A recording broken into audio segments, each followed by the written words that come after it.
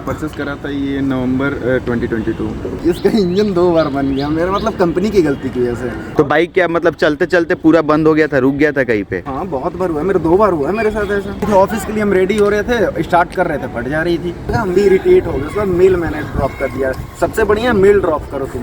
सबसे बेहतरीन क्या लगता है इस बाइक में? टायर लगता है, लीन करने में जो मजा आता है।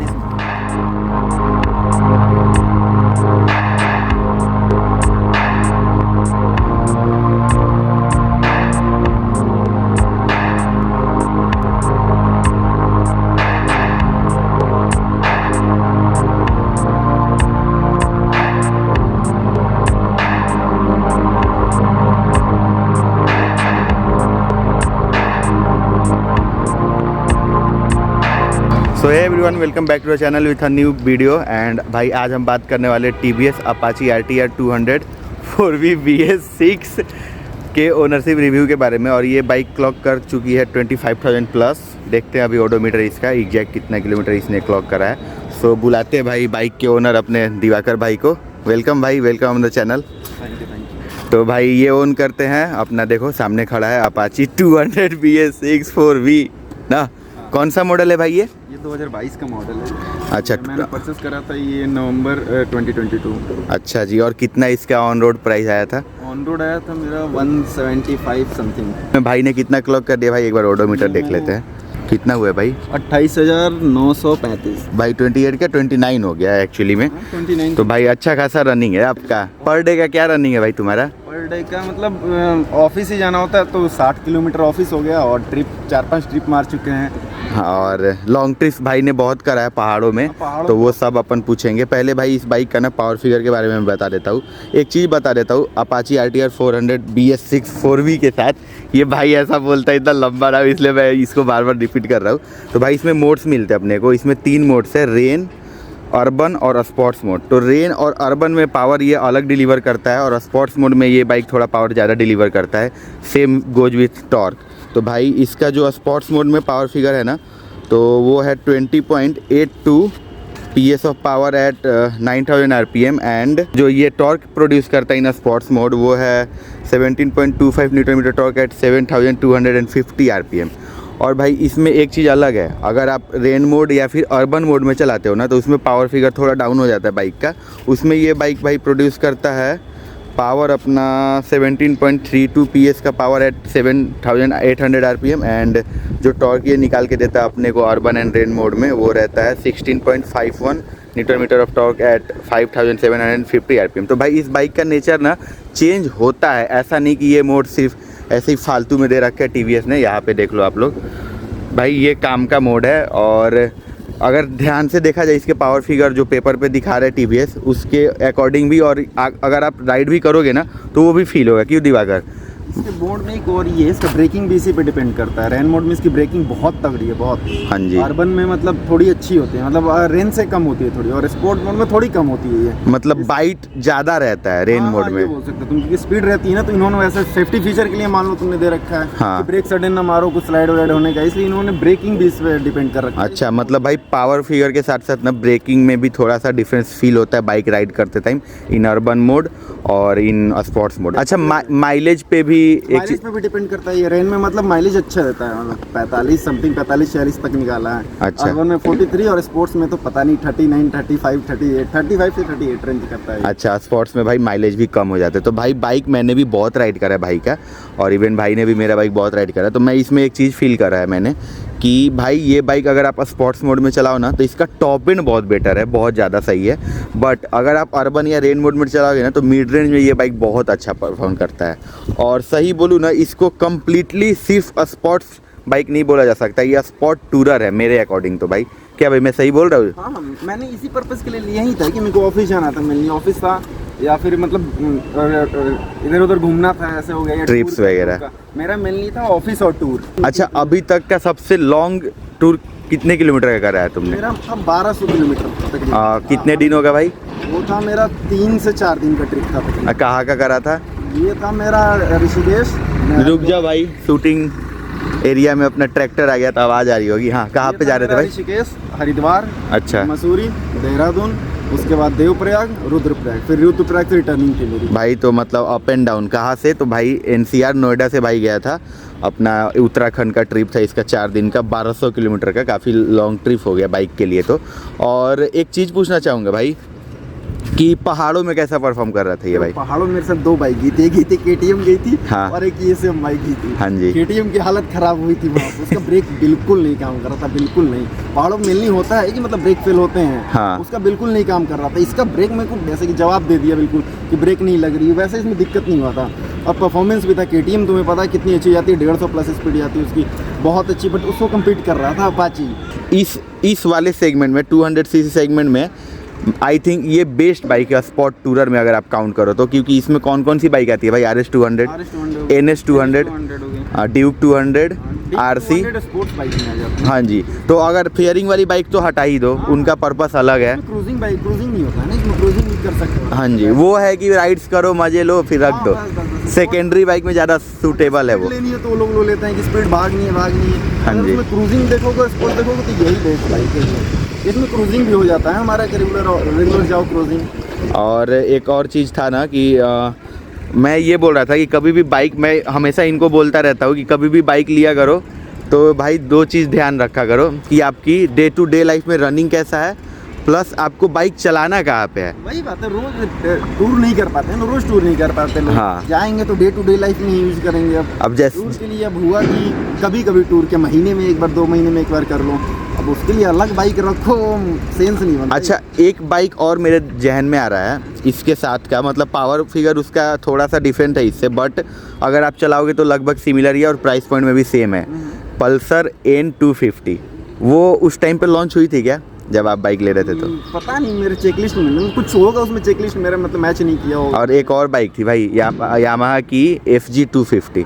FZ, हाँ, FZ नहीं, FG 250 250cc वाली। वो ये थोड़ा बड़ा था शायद, बल्कि हाँ, बल्कि नहीं लिया था मैंने। इवन एक और चीज़ भाई है कि इस बाइक के साथ ना फीचर्स ज़्यादा देता है TVS अपने को, और प्लस TVS का इंजन भी अच्छा है भाई, रिलायबल है, ऐसा नहीं है।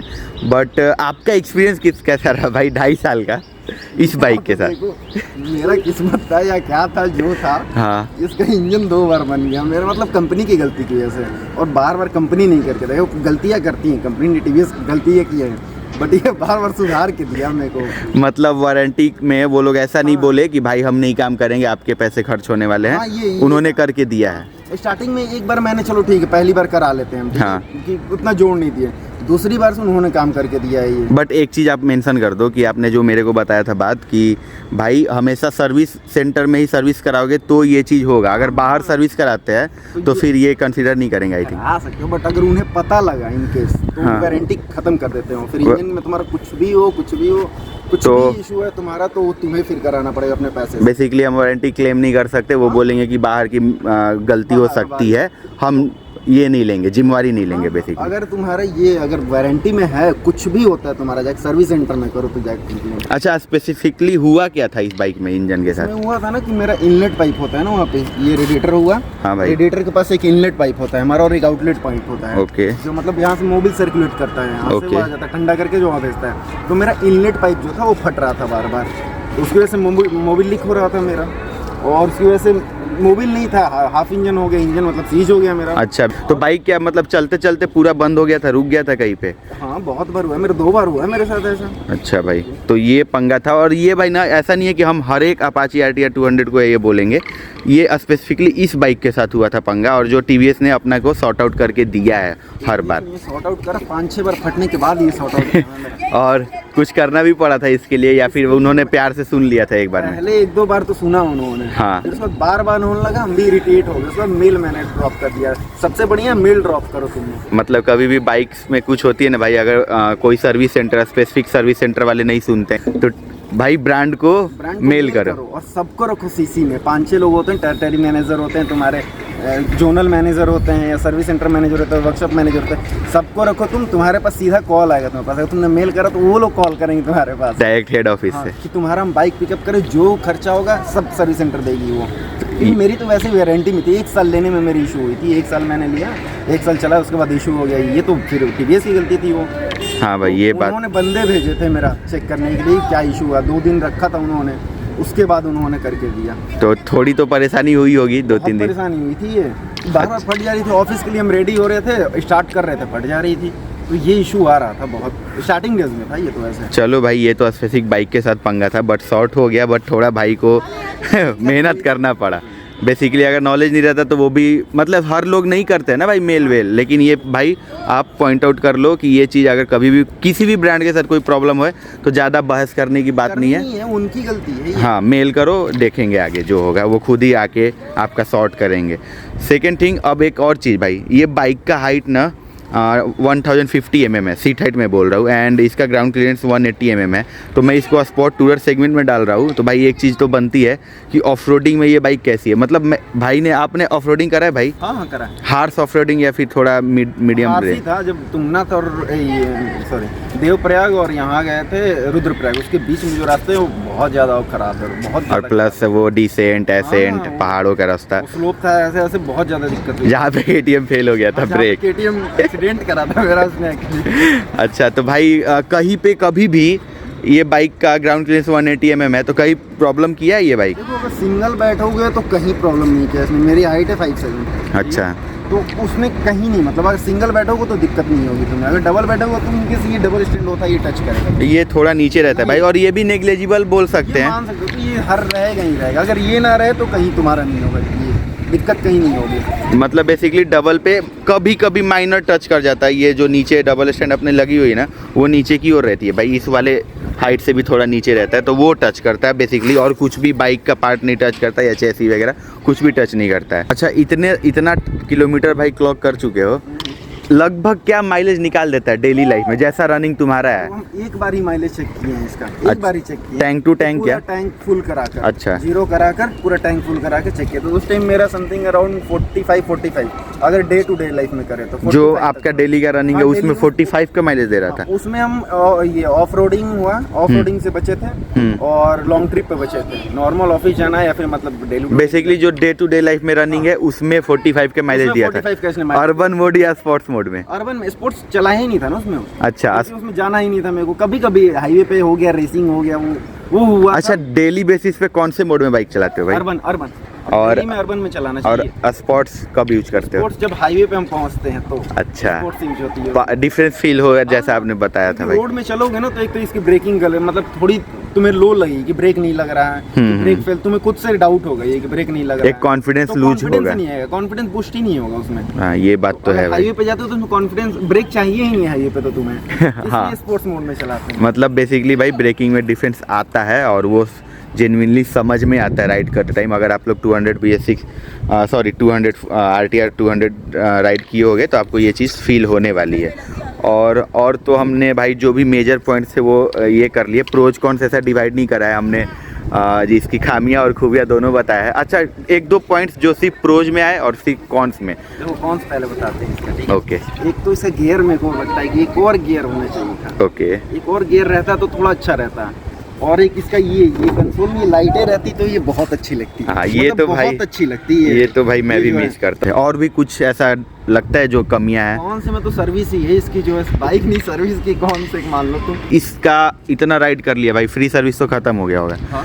तो फ्री सर्विस में मानो उसका तो हम नहीं काउंट करेंगे, but after free service cost क्या जाता है इस बाइक का बेसिक सर्विस में? तो सर्विस कॉस्ट हो जाता है टीवीएस का 600 रुपये पर वो हुआ, और तुम्हारा ये जो लेबर कॉस्ट होता है, ओके, और इंजन ऑयल हुआ तकरीबन तुमको 800-900 तक तुम किया था। ओके। और एयर फिल्टर तो मैंडेटरी नहीं, मतलब ऑप्शनल है तुम्हारे पास। हाँ, ऑयल फिल्टर मैंडेटरी होता है। ऑयल फिल्टर मैंडेटरी होता है, 30 से 35 का समथिंग आता है तकरीबन। तुम मान लो तो मेरा 1700 तक जाता है समथिंग, मतलब 1700 2000 के अंदर ही रहता 2000 है। के अंदर रहता है। बट इन्होंने एक लॉन्च करा ना ANC card. Okay. ANC card में होता है तुम्हारे 3 सर्विस लोग फ्री देते हैं। ओके। उसमें तुमको 1800 रुपये एडिशनल पे करने होते हैं और 3 सर्विस फ्री देते हैं। मतलब जो आफ्टर फ्री सर्विस होता है उसके बाद आप अगर ये वाला पैकेज लेते हो तो 3 सर्विस फ्री मिलेगी। और कितना देना पड़ता है भाई? 1800 होता है उसमें, और तुम्हारी जितने भी ये वायरिंग से या फिर जो भी मतलब तुम्हारे इसमें कुछ उन्होंने 25 से 26 का उन्होंने डिवाइसेस का वो लिस्ट दे रखा है। ओके। वो तुम्हारी 1 ईयर की वारंटी वो लोग एक्सटेंड। अच्छा, अगर उसमें कुछ भी पंगा हो तो वो उसके तुम्हारे अंडर ही देख लेंगे, सब उसके अंदर ऐसा नहीं कि आपको अलग से चार्ज देना पड़ेगा। नहीं ऐसा नहीं है। तो और पिकअप एंड ड्रॉप होता है, उसमें कुछ एडिशनल सर्विस एक्स्ट्रा सर्विस दे रखा है, पिकअप एंड ड्रॉप,